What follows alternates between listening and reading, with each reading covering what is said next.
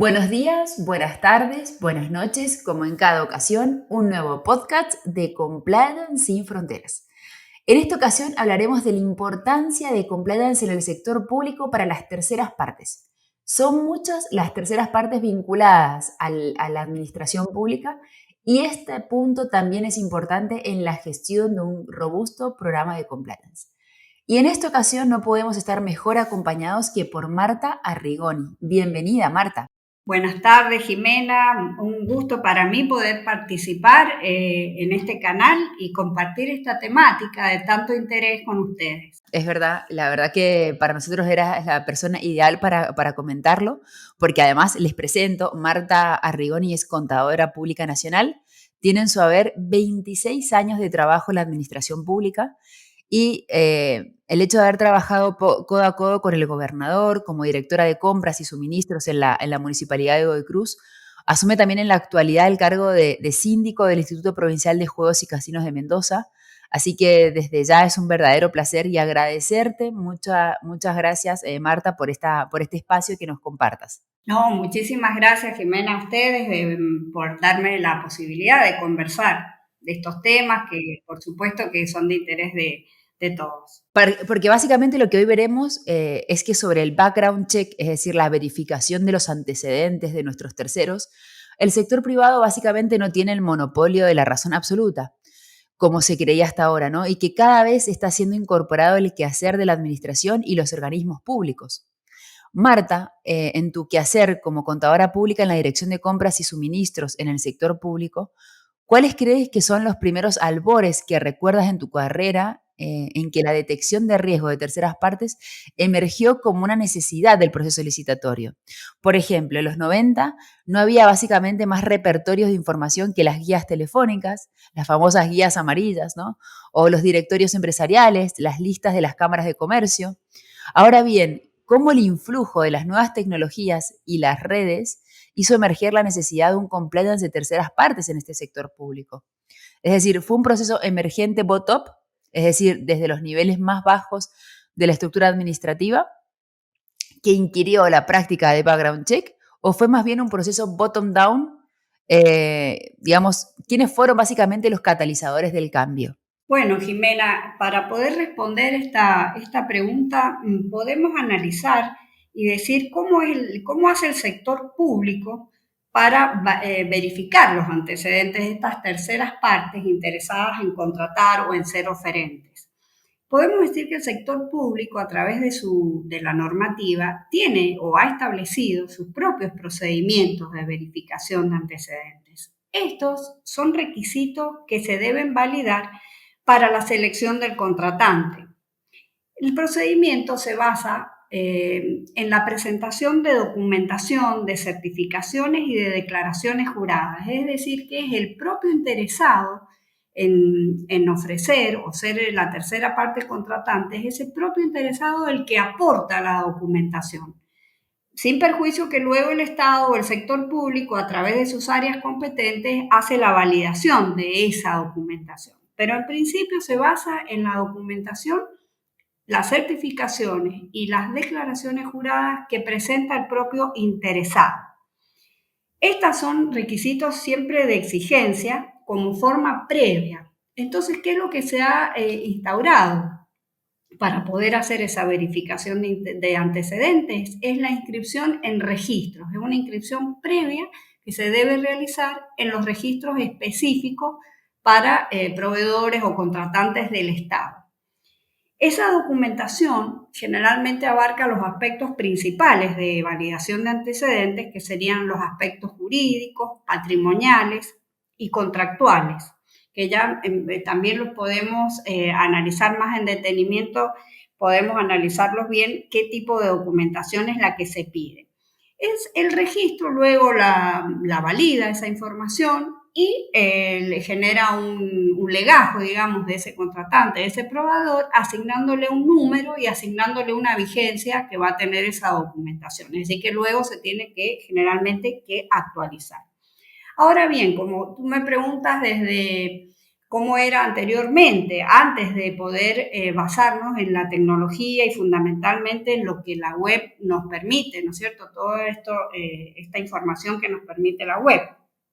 Estos procesos de verificación, y acá está lo importante de los cambios, si bien puede ser similar la documentación que se pide, cuando no existía la tecnología en que apoyarnos, los registros de proveedores eran muy burocráticos, era sumamente lento y burocrático y por tanto no exento de puntos vulnerables. Es decir, todos sabemos que donde existe la posibilidad de que primero hay que estar inscrito en un registro, pero que ese registro depende de muchísima información o documentación que tenemos que presentar y que no tenemos un acceso, digamos, a cómo va el trámite, bueno, son puntos vulnerables porque se hace más cerrada esa posibilidad. Y eso es lo que sucedía anteriormente, digamos, no solo en los registros, digamos, a niveles provinciales, sino también a niveles nacionales.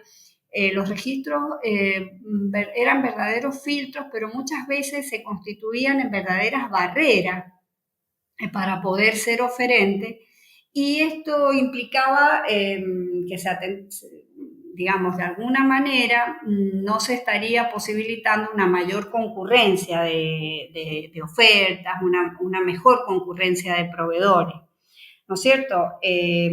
Todo esto incluso en aquellos tiempos, digamos, donde no había el apoyo de la tecnología, a veces ser proveedor o ser oferente del Estado lo constituía como casi únicos, ¿no es cierto?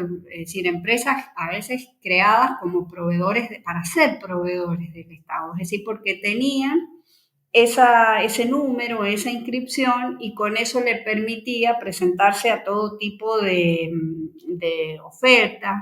Eran conocidos como el proveedor intermediario, era el proveedor del Estado, eran verdaderos intermediarios o proveedores a veces que podríamos considerar multirrubros, es decir, podían proveer cualquier rubro. ¿Y cuál era la fortaleza que tenían? Es que tenían esa inscripción, ya había sido validado sus antecedentes.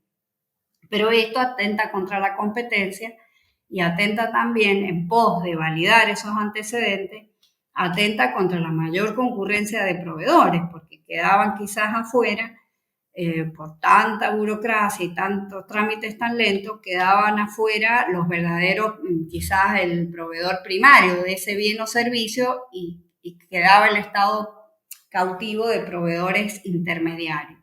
Esto también son puntos de riesgo y también eran puntos de que los precios podían ser más elevados, obviamente, porque, digamos, había intermediarios. ¿Qué es lo que se ha beneficiado actualmente con las tecnologías? El cambio, bueno, es qué sé yo, inmesurable, digamos, el cambio. Todos estos registros o todas estas documentaciones o certificaciones se traducen todos en presentaciones que se realizan en formatos digitales, ya no hay que ir hacia las oficinas, se puede realizar o inscribirse un proveedor desde cualquier parte, en este caso del país, o si tuviera que ser algo del extranjero, también lo podría hacer, pero de los distintos puntos del país se pueden inscribir sin necesidad de asistir en forma presencial a aportar la documentación. El registro se actualiza anualmente, pero en cualquier momento la tercera parte o el mismo sector público, las oficinas involucradas, pueden acceder en forma a través de los portales, a través de la web, pueden acceder a toda la documentación, absolutamente a toda la documentación, tanto jurídica, patrimonial o de antecedentes que tenga esa tercera parte contratante. El tener todo eso hace que obviamente puedan presentarse mayor cantidad de ofertas, de interesados, y obviamente la competencia o la concurrencia de oferentes se encuentra garantizada de esta manera. También es importante, como me preguntaba Jimena, qué verificaciones puede solicitar o qué verificaciones y validación de antecedentes solicita el sector público. Bueno, desde el punto de vista jurídico, generalmente a los oferentes se les solicitan todo lo que tiene que ver con el objeto, digamos, las actas constitutivas, si es una persona jurídica, el interesado, la tercera parte que tiene interés en contratar con el Estado, debe presentar todo lo que hace a sus actas constitutivas como persona jurídica. Allí se analiza el objeto, los socios, los componentes de capital, se verifican los domicilios, también quiénes son los órganos de administración de esas personas jurídicas, eso también es importante porque ahí las últimas actas de asamblea donde se designan las autoridades, quiénes son los que dirigen esa persona jurídica y quiénes tienen poder para obligarla. Todo eso hace al aspecto jurídico de validación de antecedentes de la persona o del tercero, la persona jurídica o el tercero interesado en ser proveedor o ofrecer sus bienes y servicios al Estado.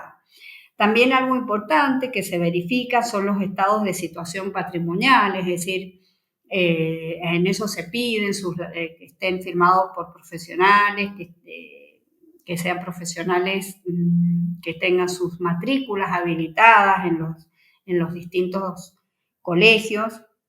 Y todo esto es para validar patrimonio, solvencia, el origen de los fondos. Esto es muy importante porque muchas veces esos mismos estados de situación patrimonial exigen que vengan de acuerdo a la envergadura del patrimonio. Hay legislación que pide que vengan obviamente certificados el origen de los fondos y que no se encuentra en curso en ninguna situación de lavado de activos o toda esta legislación es muy importante que también se valida que vengan las certificaciones.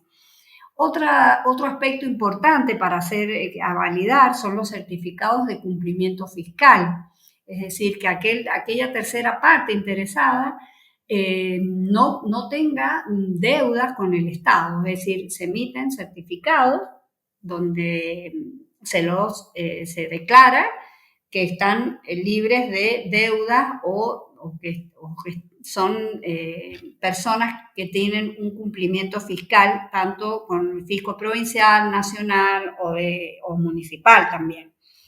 Otra validación importante, no estar incursos en prohibiciones o incompatibilidades para ser tercera parte contratado con el Estado.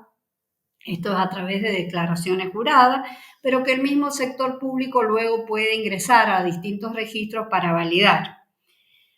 Otra situación importante también es que estos son de incorporaciones recientes entre los requisitos de verificación, son que pueda acreditar, ¿no es cierto?, a través de documentación o de declaraciones juradas, acreditar el cumplimiento de objetivos de desarrollo sostenible y en este caso que nos ocupa principalmente es el objetivo 16, ¿no es cierto?, tanto la meta 16.5 como la 16.6, que serían los programas de integridad. Es decir, ¿qué es lo que se valida? La capacitación e implementación por parte de ese proveedor o tercera parte interesada en contratar con el Estado, que tenga programas de integridad, ¿no es cierto? Que haya elaborado programas de integridad destinados a prevenir y perseguir los delitos de corrupción contemplados en la legislación. Específicamente, estos objetivos se encuentran dentro de los puntajes que se asignan como proveedor para luego acceder a ciertas adjudicaciones. Bueno, Jimena, ¿qué podemos decir de toda esta transformación?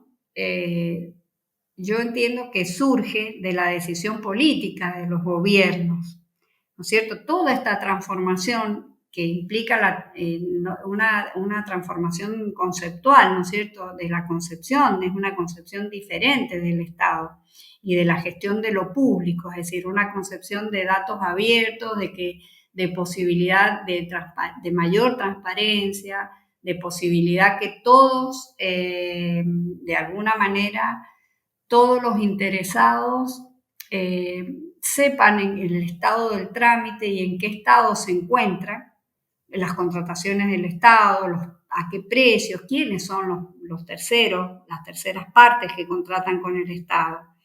Todo esto, toda esta transformación surge de una decisión política, ¿sí?, de los gobiernos.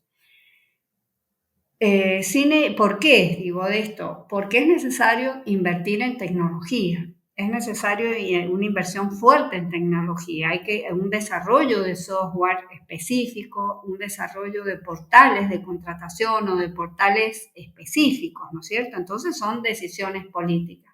Pero esas decisiones políticas sí o sí siempre deben ir acompañadas de todos los sectores, digamos, toda la estructura administrativa, que esto es lo que me preguntabas. Toda la estructura administrativa tiene que estar involucrada. Si no, el cambio queda en el mero desarrollo de una tecnología, pero que luego no se usa. En estos casos sí, es acompañado, en estos casos pues, la experiencia nos indica que es acompañado, fuertemente acompañado por toda la estructura administrativa, por todos los sectores, que son los verdaderos impulsores, ¿no es cierto? Que este cambio que nos da la tecnología o que se ha impuesto funcione. Sin la estructura no se funciona, ya que la estructura son los verdaderos operadores de la tecnología, son los que hacen las capacitaciones, son los formadores, son los que constituyen, digamos, los que forman a los nuevos, al nuevo recurso humano que se incorpora, a las nuevas terceras partes que se incorporan. Yo a lo largo de todo este tiempo, ¿no es cierto?, como bien dice, de todo este tiempo que la trayectoria dentro de los sectores de contratación, en el sector público, desde las épocas de que yo he comenzado con mis labores profesionales, donde todo era tan cerrado, digamos, porque, bueno, la tecnología, no existían estas tecnologías y todo era presencial, físico, en soporte papel, y todo requería un contacto permanente con esa otra tercera parte y donde los riesgos eran mucho mayores, ¿no es cierto? Los riesgos estaban más a la vista, dada de que no se podía hacer transversal la información, dado que la información no se podía abrir porque era todo físico y en soportes papel y requería permanentemente que la otra tercera parte interesada estuviera en contacto físico o permanente con las oficinas. Entonces, toda esta transformación realmente ha sido maravillosa, es una poder en tiempo real saber qué es lo que está contratando el Estado, quiénes son los proveedores, quiénes son los contratistas, quiénes son y poder ingresar al legajo digital de ese contratista y poder conocer absolutamente todo de ese contratista por parte de todas las oficinas, ¿no es cierto? Realmente es maravilloso lo que se ha podido, abismal, digamos, el cambio y maravilloso lo que se ha podido conseguir. O también que pueda un contratista estar en su oficina, digamos, y poder hacer una oferta electrónica y que se va a abrir para todos en el mismo momento, en forma electrónica, sin tener que trasladarse. Bueno, son cambios que realmente sorprenden, han sido paulatinos en cuanto a la incorporación de la tecnología, pero una vez que se han desarrollado, han sido aceptados de una manera tanto por el sector público como por las terceras partes. Sí, totalmente. Lo que se ha avanzado es brutal, ¿no? Y de la mano, yo creo que la pandemia hizo agilizar mucho los procesos, pero también es cierto que cada vez se incorpora más en los diferentes procesos de las organizaciones, hablo del sector público o privado, esta tecnología, ¿no? Sobre todo la tecnología aplicada a procesos de compliance y más aún en el sector público. Ahora bien, desde tu visión, ¿puede un software de gestión de procesos de verificación de terceras partes ser el mayor catalizador de cambio en este momento en la administración? ¿O bien su adopción es precisamente la reivindicación que demandan los profesionales que deben lidiar con estos procesos? Bueno, el mejor catalizador de estos cambios yo entiendo que es la formación y la capacitación en estos temas, es comprender la importancia que tiene para el sector público y también que las terceras partes entiendan cuál es la importancia, es decir, que no lo vean como un mero requisito a cumplir, porque todo esto que yo te comentaba de requisitos y de documentación y declaraciones juradas. Entiendo que para el sector público es importante, pero para la tercera parte se transforma en muy tedioso, o sea, aún cuando es digital, eh, y se ha avanzado enormemente a comparación de los primeros tiempos y que los registros son abiertos y que todos tenemos acceso a esos registros, aún así, toda esta documentación tiene que ser presentada en el esquema actual, ¿no es cierto?, de la normativa actual. Toda esta documentación es presentada por el interesado. No es que no es que el sector público la busca a través de un software. Yo entiendo que sí, que podría ser un catalizador, también podría ser la implementación de un software específico para la validación de antecedentes. Podría ser importante. Pero más que todo es la formación y la capacitación y que entienda y lo comprenda en toda su magnitud tanto el sector público como las terceras partes. ¿Cuál es la necesidad de hacer esa validación?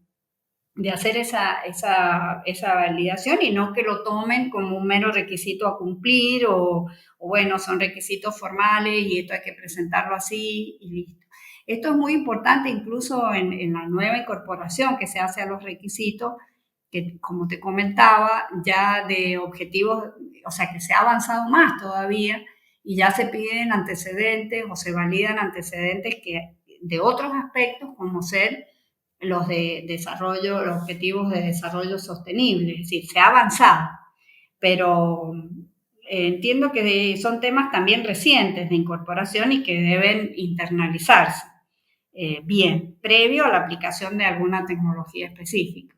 Marta, muchísimas gracias por esta conexión. La verdad es que saber que desde el sector público se están implementando tantas medidas para otorgar transparencia, para implantar cultura de ética y de compliance en las organizaciones y sobre todo en el sector público, y de la mano de una experta como tú, además en compras y suministros, que es la clave o el organismo fundamental donde se tienen que implementar estas medidas, la verdad es que es a invitar por parte de varias de las organizaciones en Latinoamérica para empezar a implementarla y ser conscientes del efecto contaminante que tienen las terceras partes en cada una de las organizaciones con las que se vinculan, ¿no? Así que muchísimas gracias. Estoy segura que este podcast será muy enriquecedor porque compliance en los últimos años en el sector público ha tenido un auge muy, muy fuerte. Personalmente considero que es un sector que tiene que empezar a dar el ejemplo de medidas de transparencia y de ética, e incorporar estas medidas en los portales de transparencia de los organismos para empezar a dar difusión a los recursos que se destina, que tiene el Estado y dar difusión del empleo que se hace de cada una de ellas, ¿no? Así que muchísimas gracias por esta conexión. No, muchísimas gracias Jimena y por esta posibilidad de hacer esta conversación y sí, realmente es sumamente importante que se continúe tanto en la formación y en la capacitación de esta temática. Un fuerte abrazo, Marta. Muchísimas gracias por todo.